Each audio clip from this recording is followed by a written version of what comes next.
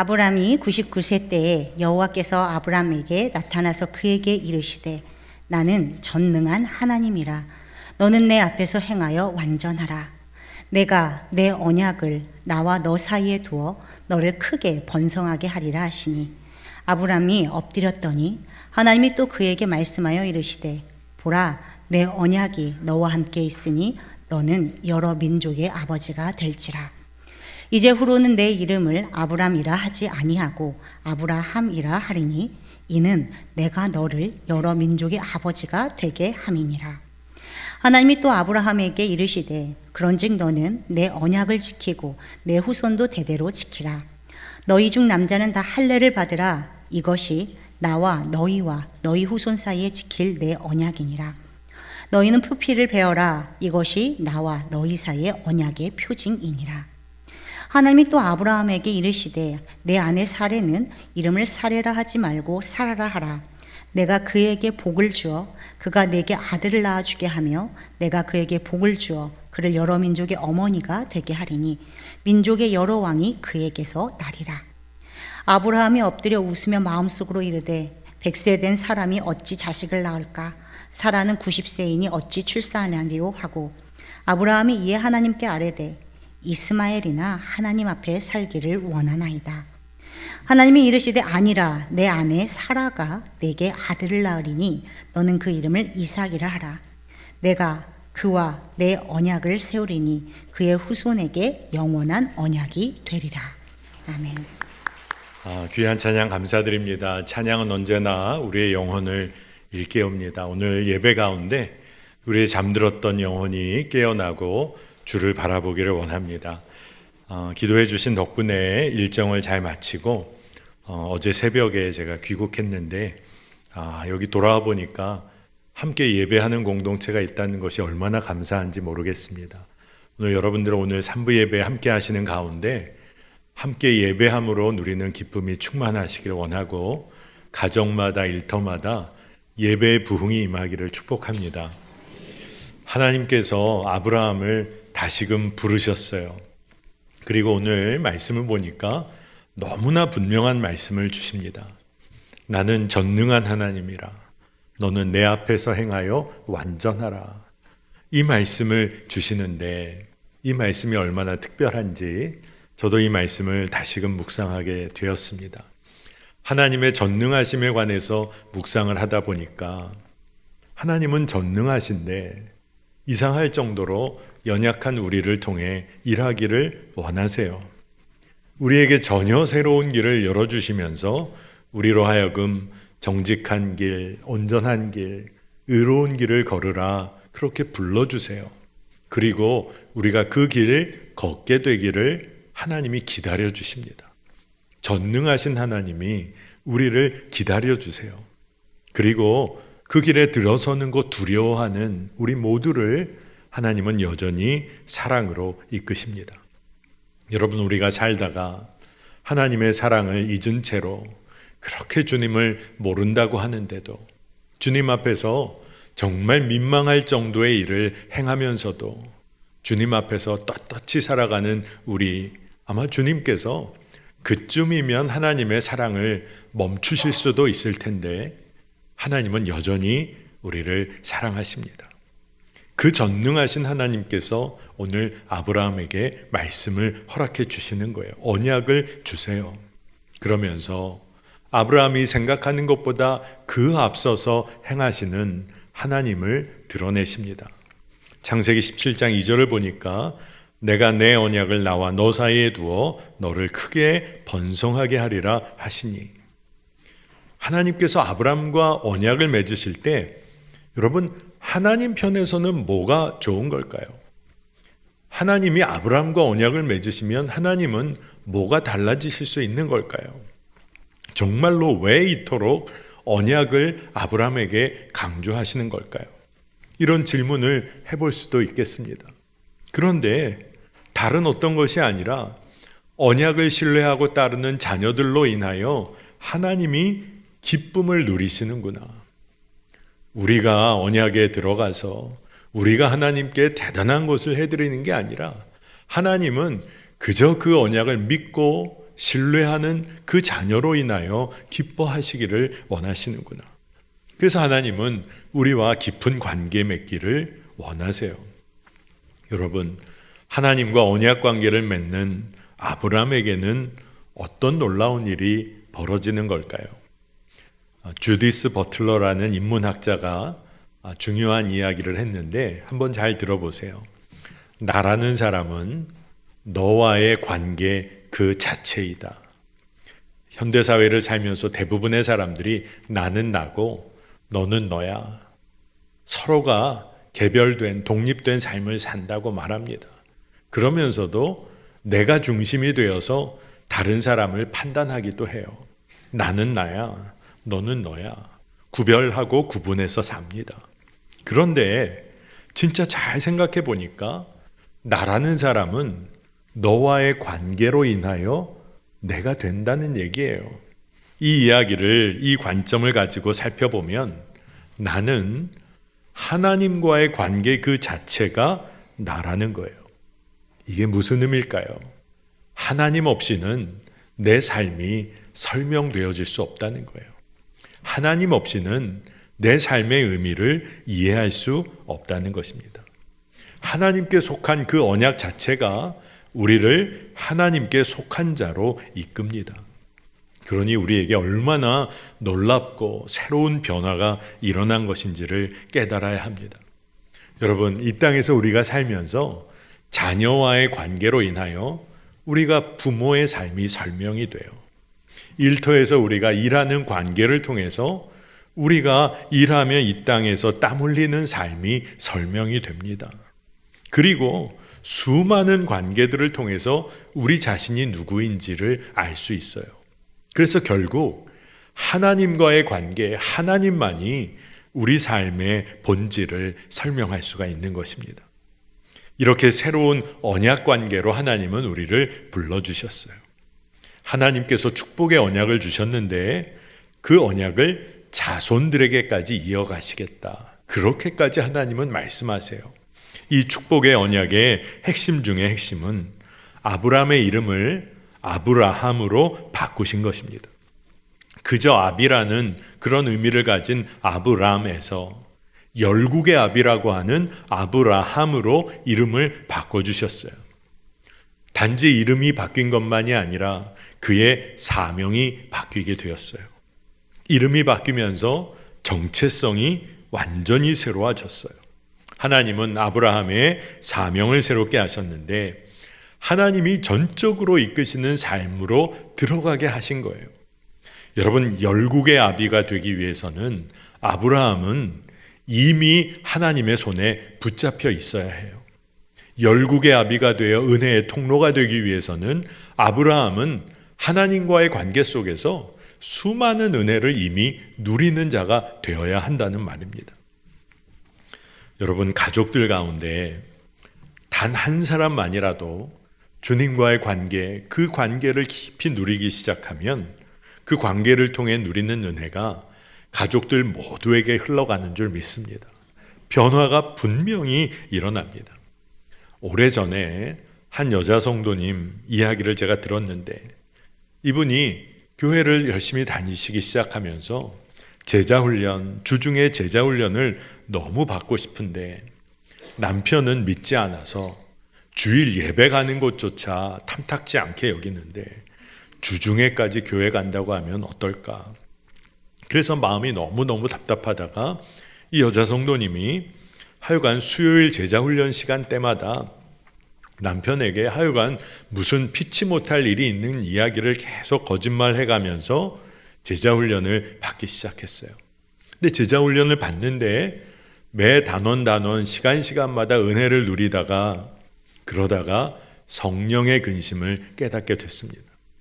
내가 제자훈련 받고 하나님으로부터 은혜 누린다고 하면서 거짓말을 하며 제자훈련 받는 것을 하나님이 아름답게 생각지 않으시는구나. 가족들에게도 내가 거짓말하며 제자훈련 받는 것이 참 아름답지 못하고 정직하지 못한 것이구나. 그 성령의 근심을 깨닫고 강사로 섬기는 사역자분에게 이 문제를 털어놓으셨어요. 그래서 사역자와 함께 기도하는 가운데 사역자분이 남편에게 정직하게 이야기하는 게 좋겠습니다. 성령께서 그 마음을 주셨는데 그렇게 순종하는 게 좋겠습니다.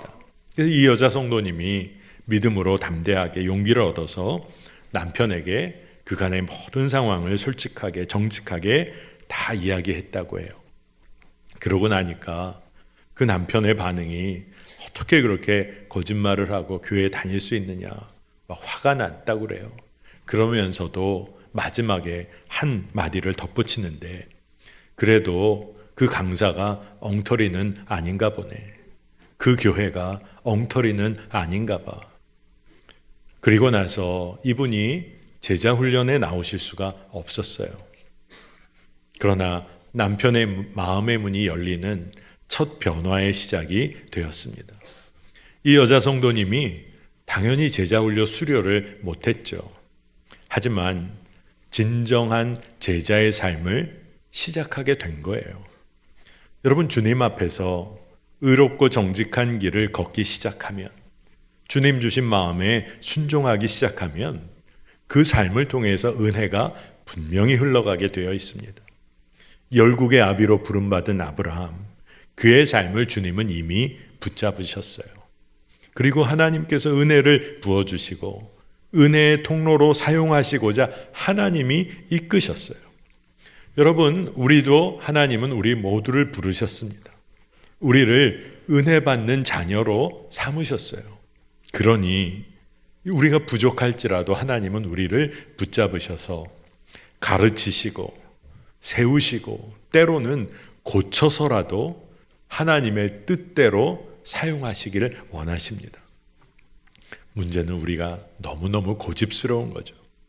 오늘 7, 8절에 언급된 영원한 언약으로 말미암아 하나님께서는 아브라함의 후손들의 하나님이 되시겠다, 이렇게까지 말씀하세요. 그러니 말씀을 묵상할수록 하나님의 사랑이 너무나 일방적인 사랑이구나, 아브라함의 어떠함에도 상관없이 일방적으로 사랑하시는구나.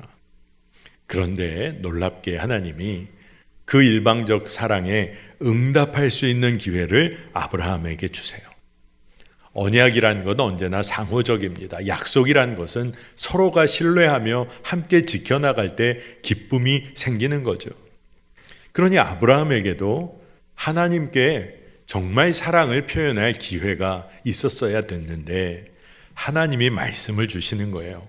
창세기 17장 9절에서 10절에 너는 내 언약을 지키고 내 후손도 대대로 지키라.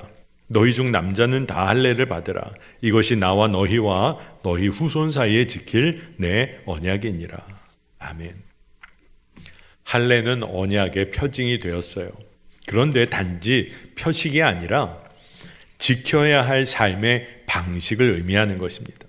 하나님께 속한 자인지 아닌지를 드러내는 중요한 의미를 할례가 담고 있어요.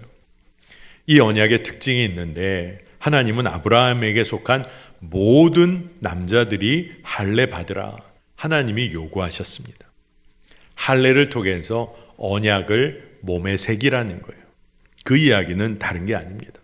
하나님과의 영원한 언약을 늘 기억하고 살라는 의미로 할례를 허락하신 거예요.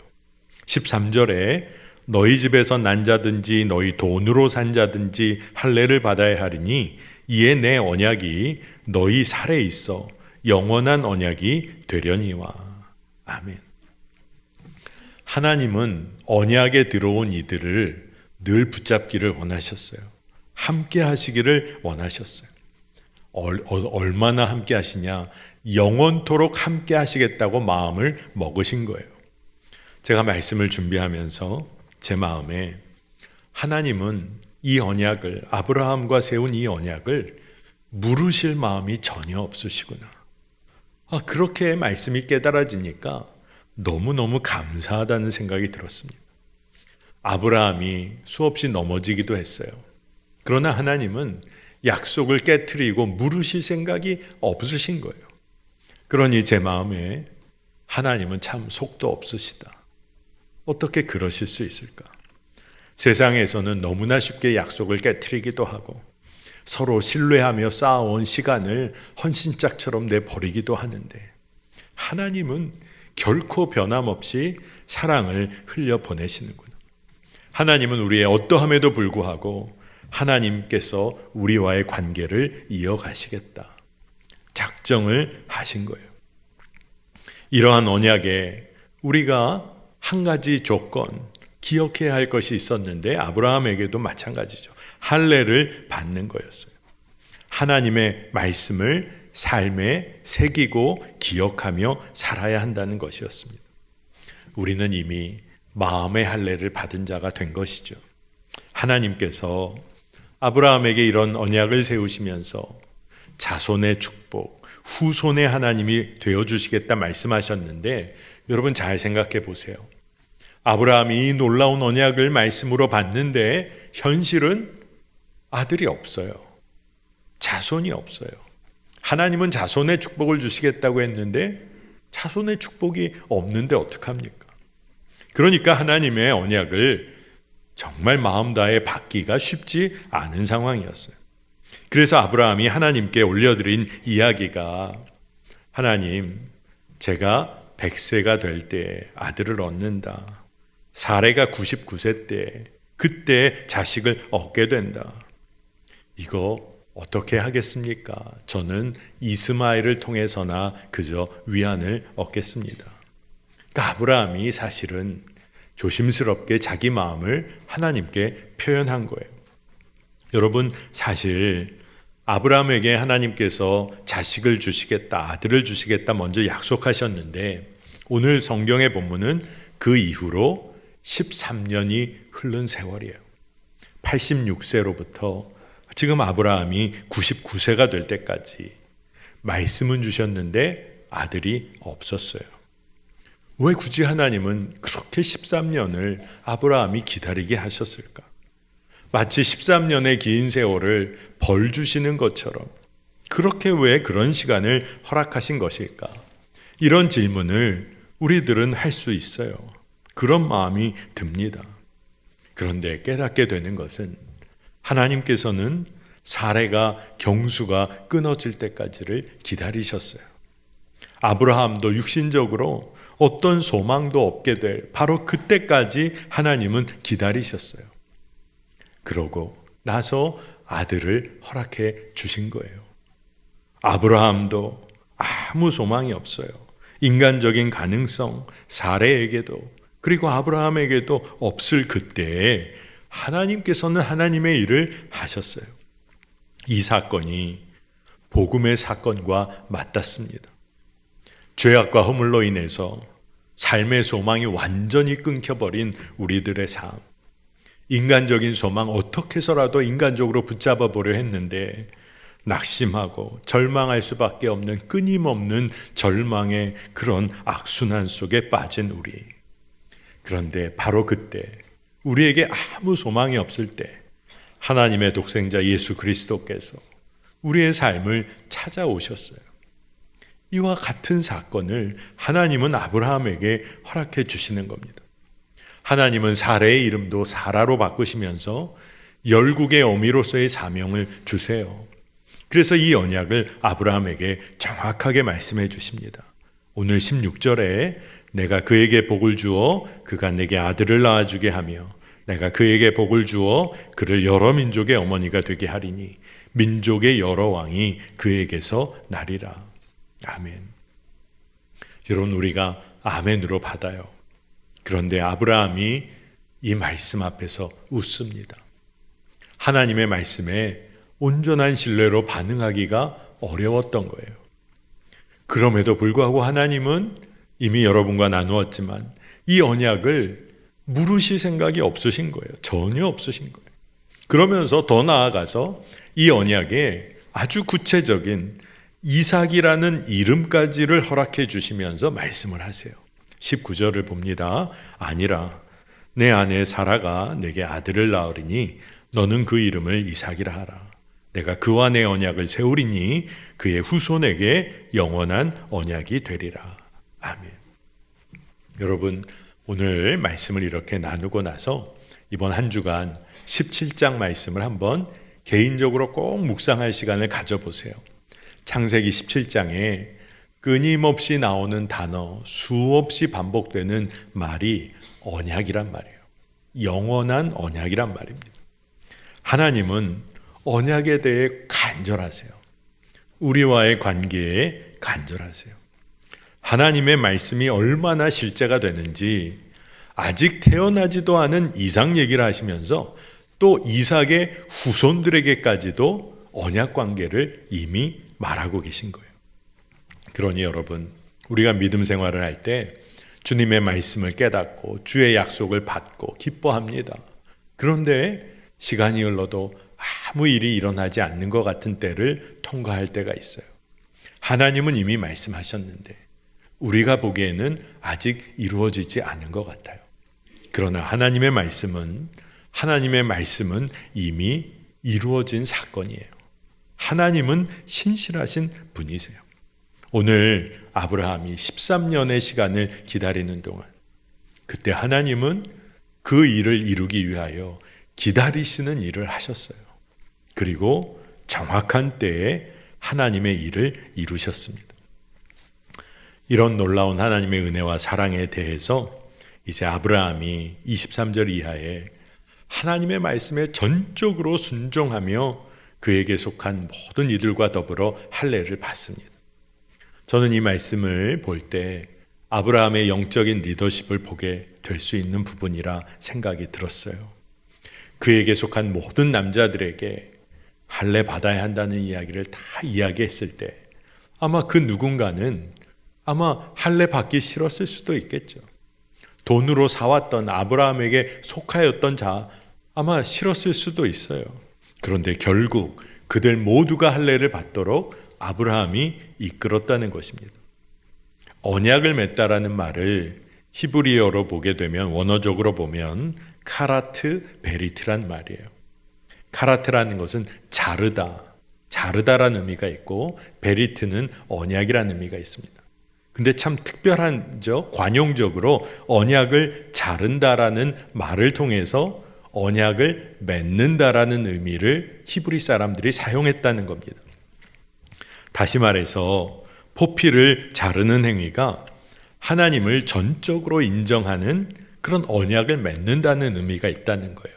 카라트 베리트. 근데 그와 더불어서 이 말에는 이중적인 의미가 또 담겨 있어요.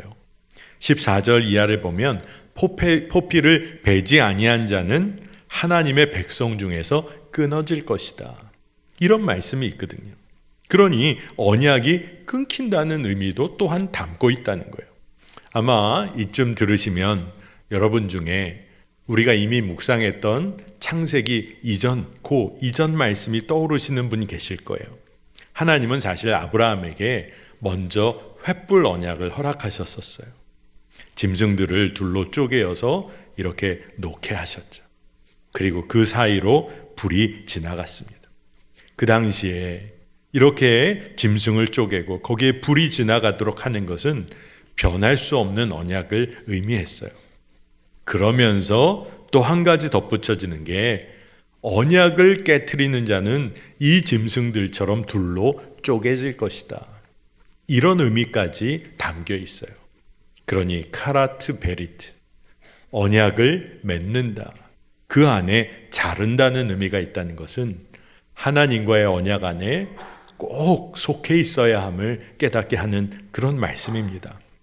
그렇다면 할례가 갖는 의미가 뭘까요? 첫 번째로는 오늘 우리가 이미 나눈 것처럼 결코 변할 수 없는 언약 관계라는 것. 그리고 이 언약을 무시할 때는 하나님으로부터 떨어지는, 끊어지는 관계가 생길 수 있다는 것을 늘 기억하며 살라는 거예요. 두 번째로는 포피를 자른다는 것은 인간적인 나를 통해 생명을 낳는 일에 단절을 의미할 수 있어요. 상징적으로.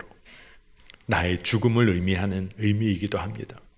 나의 죽음은 그런데 하나님과의 새로운 생명의 시작을 의미해요. 세 번째로는 사라의 경수가 끊기고 아브라함도 나이가 들어서 인간적인 소망과 가능성 다 완전히 끊겼을 때 바로 그 순간을 기억할 수 있어야 한다는 거예요. 그때 바로 하나님만을 의지하고 하나님만을 인정하는 삶으로 나아가라는 것입니다. 할례에는 이런 복합적인 의미가 담겨 있어요. 여러분, 하나님은 왜 그렇게 이삭을 빨리 안 주신 것일까요? 하나님을 향한 뜨거운 마음이 아브라함에게 있을 때 주셨으면 좋았잖아요. 약속은 주셨는데 왜 그거 그렇게 빨리 안 이루어 주신 겁니까? 왜 이스마엘을 인간적으로 얻게끔 왜 하나님은 그대로 놔두신 거예요? 이제 비전이 희미해진 아브라함에게 다시 찾아오셔서 왜 지금에야 말씀을 또 주시는 걸까요? 우리의 생각은 자꾸만 하나님 왜 그러셨어요? 하나님은 왜 그러신 걸까? 자꾸 이런 질문을 하게 됩니다. 그런데 하나님은 여전히 계속해서 우리보다 앞서 행하셨어요. 가장 선하고 아름다운 때에 하나님이 약속하신 일을 이루기 위하여 기다리셨어요. 이미 앞서 행하셨어요. 하나님의 사랑이 식어서도 아니고 하나님의 사랑이 여전히 들끓고 있는데, 여러분, 하나님은 이삭을 얼마나 빨리 주고 싶으셨을까요? 그러나 인간의 가능성이 다 사라지고 아브라함과 사라가 오직 하나님만을 인정하고 의지할 수 있는 바로 그때에 아들을 허락해 주셨어요. 전혀 새로운 존재로 하나님은 아브라함도 사라도 불러주신 거예요.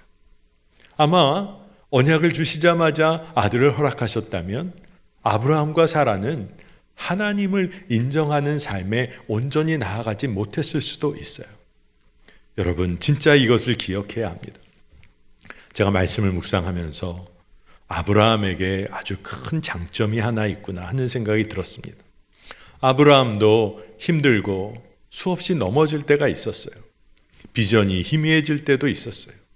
그러나 아브라함은 하나님의 말씀이 자신에게 임했을 때는 다시금 그 말씀을 붙잡고 하나님 앞으로 나아갔어요. 그 믿음만큼은 있었어요. 그래서 아브라함도 그 13년의 기다림의 시간 동안 실망해서 하나님을 떠날 법도 했는데 하나님의 말씀을 다시금 붙잡고 일어났어요. 아브라함의 귀한 믿음을 봅니다. 여러분, 우리는 하나님과의 관계에서 무언가를 내가 해드려야 할 것 같고 우리가 무슨 능력이 있어서 하나님 앞에 서야 할 것 같은 마음이 들 때가 있어요. 정말 하나님 앞에 귀히 쓰임받기 원하는 것이라면 귀한 마음입니다. 하지만 진짜 중요한 것은 우리의 능력이 아니에요. 하나님을 향한 우리의 간절한 마음, 그것이면 되는 거예요. 우리가 넘어질지라도 하나님을 바라보며 하나님을 향한 갈망을 가지고 일어날 수 있다면 그것으로 충분한 거예요. 넘어진 게 문제가 되는 게 아니에요. 넘어져서 하나님을 향한 마음을 저버리는 것이 문제인 것입니다. 여전히 하나님을 갈망하는 우리의 믿음과 마음이 우리의 인생을 바꾸는 거예요. 하나님이 그 믿음을 통하여 일하십니다. 오늘 말씀 1절을 다시 보면 나는 전능한 하나님이라 너는 내 앞에서 행하여 완전하라. 하나님께서 아브라함에게 너무나 분명히 하신 말씀이에요. 근데 어떻게 우리 인간이 완전할 수 있을까요? 그런데 오늘 1절 짧은 말씀 안에 이미 영적인 지혜가 담겨 있습니다. 하나님 앞에서 살아가면 되는 거예요. 하나님과 동행하는 삶을 의미합니다. 여러분, 어린 자녀가 부모님과 함께 할 때 어린 자녀는 평강을, 기쁨을 얻습니다. 진짜 그래요. 어린 자녀가 엄마 아빠가 지켜보는 것을 알고 놀이터에서 놀고 있다고 하면 아이는 마음껏 놉니다. 거침이 없어요. 그러다가 넘어지기라도 하면 그때는 엄마 아빠씩 바라보고 혼자 툭툭 털고 일어납니다. 심하게 넘어지면 엄마 아빠가 일으켜주고 돌봐줄 걸 믿기 때문에 거침이 없어요. 하나님 앞에서 행하라. 이 말씀은 하나님이 우리와 늘 함께 하시겠다는 약속이에요. 여러분, 이 약속을 붙잡으시기를 바랍니다. 완전하라는 말씀도 완전을 향하여 주님과 동행하면 된다는 거예요. 여러분, 우리가 어린 시절에 부모님 앞에서 재롱을 부리기도 해요. 부모님이 기뻐하시죠. 좀 크면 부모님께 고민을 털어놓기도 해요. 고민을 털어놓는 자녀의 모습에 엄마 아빠는 마음이 편안하고 기쁨을 얻습니다. 좀 더 자라나게 되면 자녀 앞에 또 부모 앞에 자녀가 서게 될 때 자녀가 비전을 가지고 꿈을 갖고 행하는 것을 보며 그리고 부모가 기뻐하고 감사하게 돼요. 오늘 말씀에 너는 내 앞에서 행하여 완전하라. 부담이나 의무를 주는 말씀이 아니에요. 하나님과 더불어 기뻐하라는 말씀인 줄로 믿습니다. 에녹이 이 땅에 있을 때에 그가 하나님과 동행했어요.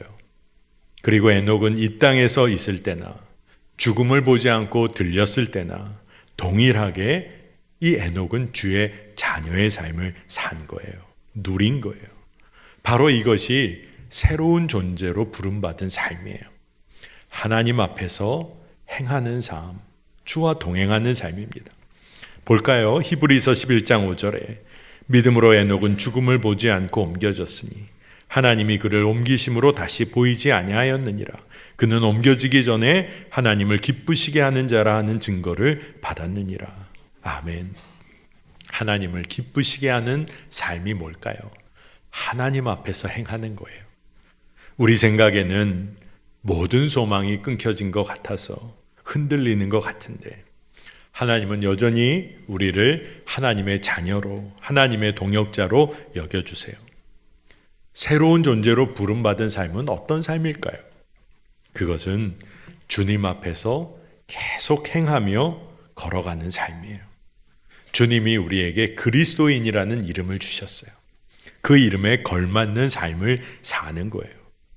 구원받고 예수 안에서 우리는 새로운 피조물이 되었어요. 이제 어떻게 살아야 하는 걸까요? 주님 앞에서 사는 거예요. 주님 보시는 그 앞에서 살아가는 거예요. 히브리어로는 너는 내 앞에서 행하여 완전하라는 말이 히브리어를 그대로 옮기면 내 얼굴 앞에서 계속 살아라. 이런 의미입니다. 헬라어로 보면 내 앞에서 계속 걸어 나가라. 여러분, 새로운 존재는 주님 앞에서 끊임없이 주님 말씀에 주의 뜻대로 순종하며 살아가는 자입니다. 흔들리고 넘어질 수도 있죠. 하지만 어떻게 그 길을 계속 걸을 수 있을까요? 그 길이 생명이니까. 그 길을 놓치면 안 되니까. 그리고 그 길이 우리에게 기쁨을 주기 때문에 그렇습니다. 오늘 우리가 봉독은 하지 않은 구절이지만 아브라함과 하나님은 깊은 대화를 나누셨어요. 그리고 그 대화를 마치시고 하나님께서 올라가셨다. 이런 표현이 성경에 나옵니다. 그런데 지금 우리는 어떻게 삽니까?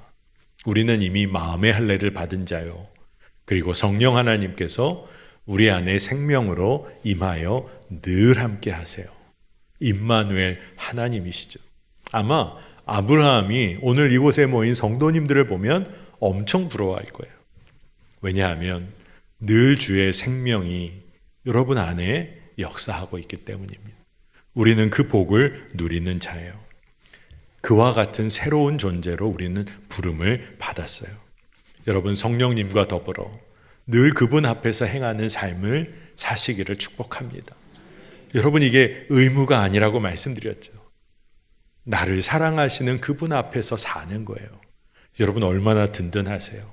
넘어질 때 여러분을 일으키실 그 주님이 여러분을 바라보시며 한없이 사랑하세요. 오늘 그 사랑 안에 충만히 거하시기를, 새로운 존재다운 삶을 담대하게 살아가시기를 축복합니다. 우리 함께 기도하겠습니다. 하나님, 언약 관계를 결코 무르실 생각이 없으신 우리의 하나님, 감사를 올려드립니다. 죽을 수밖에 없는 존재를 예수 그리스도 안에서 새로운 피조물로 삼으시고 새로운 사명의 길로까지 이끌어 주시니 감사합니다. 주님 앞에서 행하여 완전하라는 그 말씀대로 믿음의 길 평생 기쁨으로 걷기를 원합니다. 성령 하나님 이끌어 주옵소서. 순종하겠습니다. 한결같이 사랑하시는 우리의 주의 말씀을 마음에 새기고 살게 하시고 그것이 기쁨이 되고 담대함의 근원이 되게 하여 주옵소서. 감사드리며 예수님의 이름으로 간절히 기도합니다. 아멘.